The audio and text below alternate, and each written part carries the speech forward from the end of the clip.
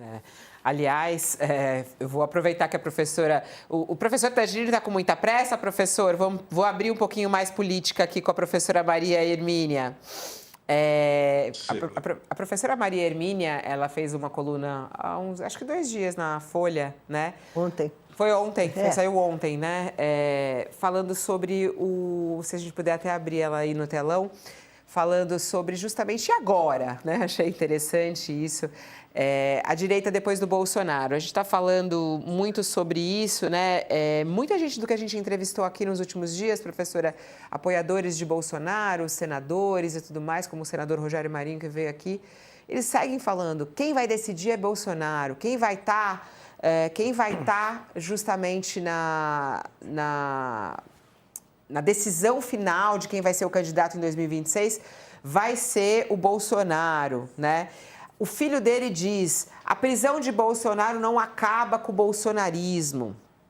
E aí a senhora fez uma coluna muito boa falando a direita depois do Bolsonaro e começa falando, ele acabou de vez? E aí eu quero passar para a senhora fazer essa análise para a gente ao vivo, que eu acho muito importante. Com a prisão de Bolsonaro, como é que fica a direita? Como é que a senhora está vendo esse cenário daqui para frente? Eu farei com prazer. É natural, não é, que os bolsonaristas de carteirinha ou os filhos do ex-presidente digam o que estão dizendo, né? Mas eu acho que a realidade é um pouco diferente.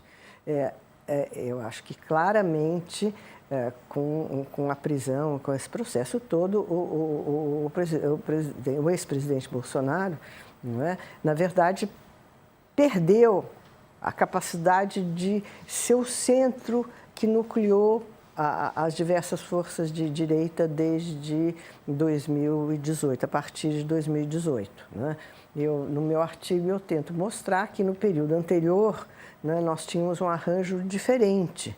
Esse arranjo implicava em que um partido de centro, como o PSDB, de alguma maneira, no plano nacional e não no plano subnacional, de alguma maneira articulava, né, uma coalizão com as forças de direita. Era o centro que, de uma certa forma, comandava no nível da disputa presidencial e organizava as diversas forças de direita. E com a crise dos anos 10 e com a eleição de 2018, isso mudou completamente e, na verdade, as forças de direita se articularam em torno de um candidato de extrema-direita e de um presidente de extrema-direita. Eu queria voltar um pouco ao tema anterior, porque eu acho que as pessoas se revelam nos momentos de crise extrema, não é? O comportamento do general Heleno, o comportamento do ex-presidente Bolsonaro mostram a dimensão, né, pequena deles. Eles são líderes políticos, né, que perderam a compostura, de alguma maneira, não é? Porque diante da prisão você tem outras maneiras de reagir. Vou continuar lutando, vou mostrar a minha inocência ou fazer o que estão fazendo. Eu estou doente, eu talvez quisesse fugir, não é? Eu acho que de alguma forma isso ajuda a reduzir, não é isso, a importância que o ex-presidente Bolsonaro tenderá a ter no processo político. Agora, nesse momento, qual é a sua força? A sua força é que ele foi uma liderança popular importante. Popular no sentido, né, de angariar uma quantidade muito significativa de votos em todas as camadas da população, não é? A direita nunca teve isso. Né? E mesmo a direita, depois da ascensão do Partido dos Trabalhadores, depois das eleições do Lula, aquele arranjo em que o centro coordenava a direita, do ponto de vista eleitoral, também começou a ter problemas. Né? Nunca mais o PSDB conseguiu ganhar uma eleição. Ele tinha candidatos com estatura nacional, vamos dizer assim, mas nunca mais conseguiu ganhar uma eleição. Então, você ter um candidato que seja forte eleitoralmente, eu acho que é um problema que a direita vai enfrentar agora. E esse candidato não é mais o ex-presidente Bolsonaro, por estar preso, por ter feito o que fez e por estar diminuído, dado o seu comportamento nesse processo todo, que é um comportamento que está longe de ser um comportamento de uma liderança com algum autorrespeito, eu diria. Eu achei até curioso que eu perguntei para 2 senadores, professora, sobre a questão da saúde mental de Bolsonaro, né? Porque eles falam que ele teve, até o José estava perguntando agora para o professor Tangirino a respeito disso, que ele na prisão está mais seguro do que em casa, porque em casa ele teve uma paranoia, uma crise, um surto e meteu ferro quente na tornozeleira, né? Tentou abrir achando que tinha uma escuta lá e ninguém o impediu de fazer isso. Né? E aí, muitos desses apoiadores de Bolsonaro falam que o que vai melhorar a saúde mental dele é a anistia. Eu achei curioso isso, professora, porque aí fala assim, não, eu falei assim, mas o Bolsonaro está com lucidez para escolher quem vai ser o candidato da direita em 2026. Ele acabou e todos confirmaram que ele realmente teve uma confusão mental, eles falam que é uma questão dos remédios, mas também da situação que ele vive. Quer dizer, ele está em plenas condições de ser o líder da direita no Brasil? Eu acho que não. Não é? As pesquisas mostram que o eleitorado se divide pelo menos em 4, 5 fatias, né?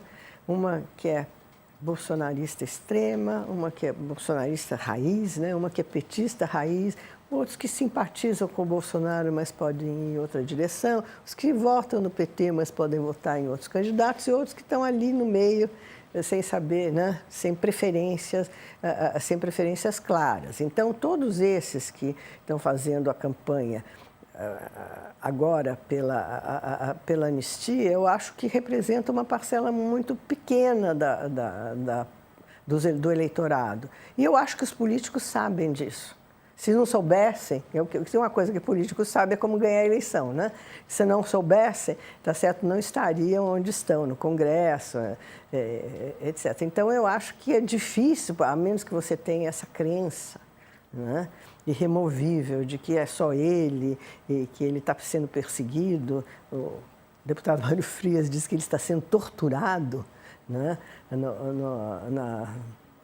na Polícia Federal. Tirando este grupo que representa, volto a insistir, uma parcela bem minoritária, significativa, minoritária da população, o resto pode ir em outra direção. Né? Então, eu acho que o que está em jogo agora no campo da direita é a disputa por quem vai ser o candidato desse campo com capacidade, vamos dizer assim, eleitoral. Daqui a pouquinho a gente vai para o Tarcísio. Só vou fazer uma última questão aqui ao professor Davi Tangirino. Obrigada, professor, por aguardar. Ainda sobre o aspecto do Bolsonaro, a gente tem falado muito sobre os direitos, né? O PL suspendeu o pagamento do salário dele, justamente porque os direitos políticos dele foram cassados. Mas a aposentadoria dele vai continuar sendo paga. Bolsonaro vai continuar recebendo essa aposentadoria de R$41 mil por mês da Câmara dos Deputados. Além dos direitos que ele tem como ex-presidente, né? Ele tem direito a 2 carros com motoristas, tem direito a 8 assessores. Do ponto de vista jurídico, tá certo isso? Uma pessoa que foi condenada pelo crime que foi condenado por tentar um golpe, né? Ele continuar recebendo esses benefícios? Olha, Fabíola, não é exatamente a minha área de especialidade, né? Eu sei que existem hipóteses de anulação, né, da aposentadoria, mas geralmente isso decorre de um ilícito funcional atrelado àquele cargo, né? E os crimes que levam Bolsonaro à cadeia hoje têm a ver com o exercício da presidência. Então, um dos valores constitucionais importantes é o da segurança jurídica e da estabilidade das relações jurídicas. De novo, não é minha área, mas a minha intuição é que ele adquiriu essa aposentadoria pelo exercício de diversos mandatos parlamentares, inclusive, né? Acho que talvez 7, né? E os delitos pelos quais responde agora não guardam relação com isso. Então, me parece que ele manterá essa aposentadoria sim. Quanto aos privilégios, né, enquanto ele estiver cumprindo pena, me parece que eles não terão aplicabilidade concreta, como motorista, né? mas talvez neste campo, porque então os crimes né, pelos quais condenados tinham relação com a sua posição de presidente da República, talvez essas benesses possam ser, sim, removidas. Davi Tangerino, muito, muito obrigada por estar aqui no nosso All News nessa manhã de sexta-feira. Um bom dia, bom trabalho. Bom dia, é um prazer. Quer dizer, eu já falei bom trabalho, nem sei, já vai sextar ou não? Ainda tem muito trabalho para hoje? Eu estou de camisa social, ainda tem muito trabalho por hoje. Ah, é? Não, mas o pessoal acha que depois ele está de camisa social, mas já está de bermudão e chinelo. Não, só que não. Ainda não, mas vou chegar lá. Boa. Obrigada, professor. Até. 10 horas e 52 minutos. A gente segue aqui no nosso All News. E a gente estava falando justamente sobre isso, né? Sobre o salário de Bolsonaro cortado no PL. O Partido Liberal informou que suspendeu o salário e as atividades partidárias de Bolsonaro. Ele recebia um salário de R$42 mil e ocupava o cargo de presidente de honra do PL.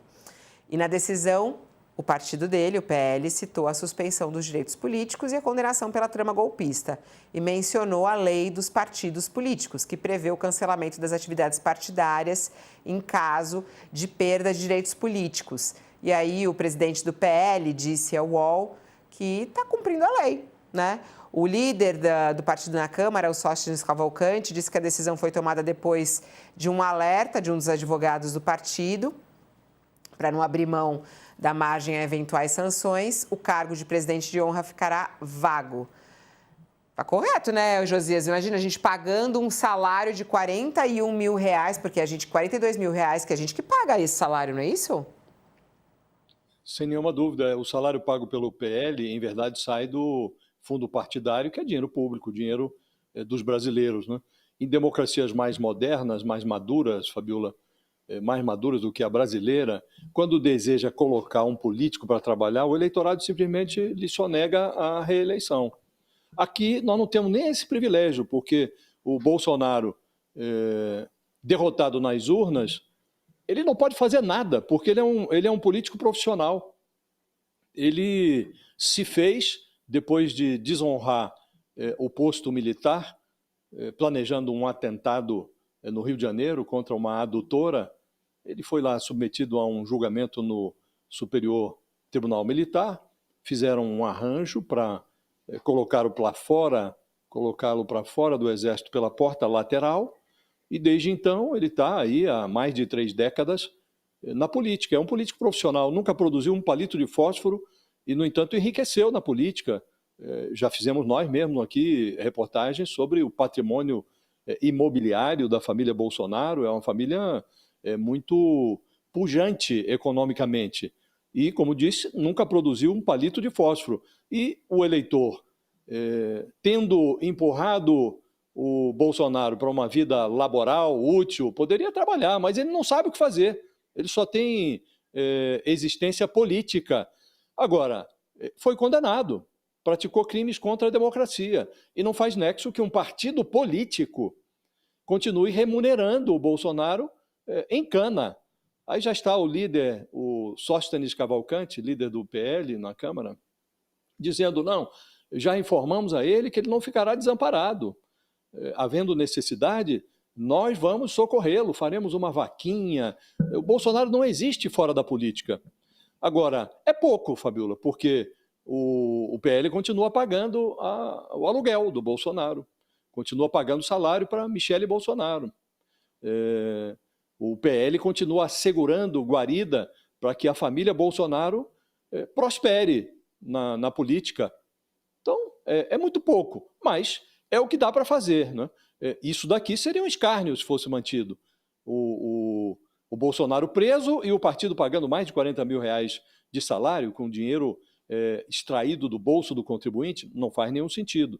Agora, ele será submetido no ano que vem, ele e os outros generais, ele, capitão, os generais, o almirante, que também se enrolou nesse complô do golpe, serão submetidos lá a um julgamento no Superior Tribunal Militar, que deve resultar, se o Brasil for um país lógico, alguém que praticou tentativa de golpe, foi condenado pela Suprema Corte, passará por um ritual de desonra, perderá a sua patente, mas continuarão, esses oficiais, Fabiola, mesmo que percam a patente, continuarão alojados embaixo da marquise do Tesouro Nacional, porque os seus soldos, as suas aposentadorias serão transferidos, segundo a legislação permite, para os familiares.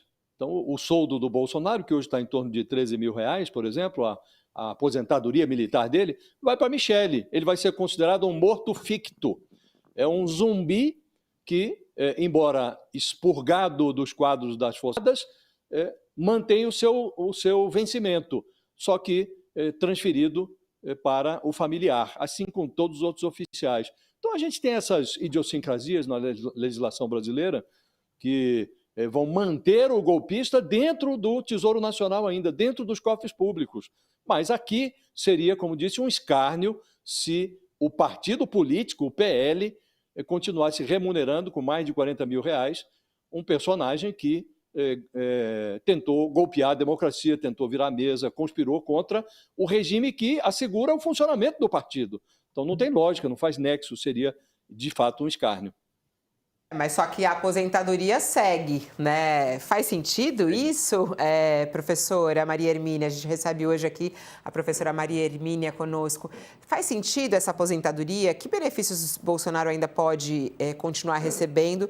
Isso do ponto de vista do nosso sistema político, né? Pois é, mas a gente não pode discutir nesses termos, eu acho. Existe uma legislação, né? Essa legislação pode ser mudada, então se a discussão é se a gente deve manter a legislação ou não. Ela existindo, tem que ser cumprida por qualquer um, né? E, obviamente, você não está pensando, vai fazer uma lei para resolver a questão do ex-presidente. Eu acho que essa é uma questão que tem que ser pensada. Eu não sei quais seriam as consequências de você dizer que sempre que uma pessoa for condenada, a aposentadoria dela, os recursos que ela recebe de alguma maneira do Estado e que, né, sustentam ou podem sustentar pelo menos parte da sua família, devem ser retirados. Eu não tenho opinião sobre isso. Eu gostaria de pensar a questão de uma maneira um pouco mais ampla e não... Todo mundo está muito irritado, com razão, não é? Com o que aconteceu, porque o que aconteceu foi muito grave, não é? Foi o primeiro atentado grave à democracia depois do regime militar. Está todo mundo muito irritado com o que aconteceu, né? Os que são democratas, né? Mas eu acho que essas questões a gente tem que pensar de maneira mais ampla e não só aplicadas ao presidente, ao general tal, marechal qualquer. Lugar muito bom, professora, porque é isso, fica todo mundo alucinado e já quer acabar com tudo, que não sei o que, né?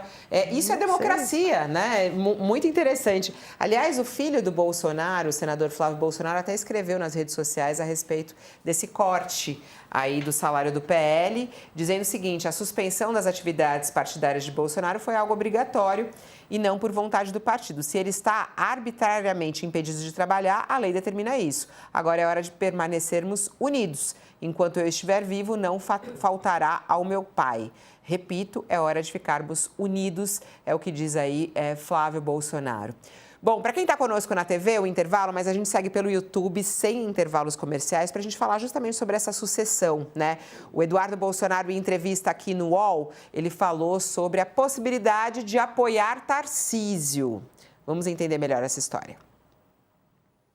Bom, como a gente sabe, o deputado federal que está lá, foragido nos Estados Unidos, o Eduardo Bolsonaro, ele deu uma entrevista aqui no UOL. E ele disse o seguinte, ele disse que ele, numa situação na qual seja para lutar contra Lula, ele apoiaria o governador de São Paulo, Tarcísio de Freitas, nessa situação, foi o que ele disse. Criticou Tarcísio, né? Ele diz que Tarcísio não necessariamente é um homem de direita, mas que se for para fazer um voto anti-Lula, ele vai de Tarcísio. Vamos assistir. Letícia, onde Lula estiver de um lado, eu estarei do outro. Eu só me reservo ao direito de não enganar o meu eleitor, porque existe uma relação de confiança É por isso que a gente cresce tanto nas redes sociais, porque nós somos autênticos e falamos a verdade, aquilo que muitos consideram sincericídio. Então, se o Tarcísio for este candidato, a gente vai acabar falando sim de Tarcísio de Freitas, né? Agora, não venham querer pintar o Tarcísio como uma pessoa de direita, porque ele não é. O Tarcísio ele é um tecnocrata de centro, né, que no cenário político ele acha que ainda há margem para o diálogo com o Moraes, né? Eu acho até que ele enxerga pessoas como eu, né, aquelas pessoas radicais, que ele quer se ver, né, afastado, e ele também acha que tem os votos da direita de maneira cativa. Interessante a análise dele. Vou passar para a professora Maria Hermínia aqui. Tarcísio não é um homem de direita, na sua análise?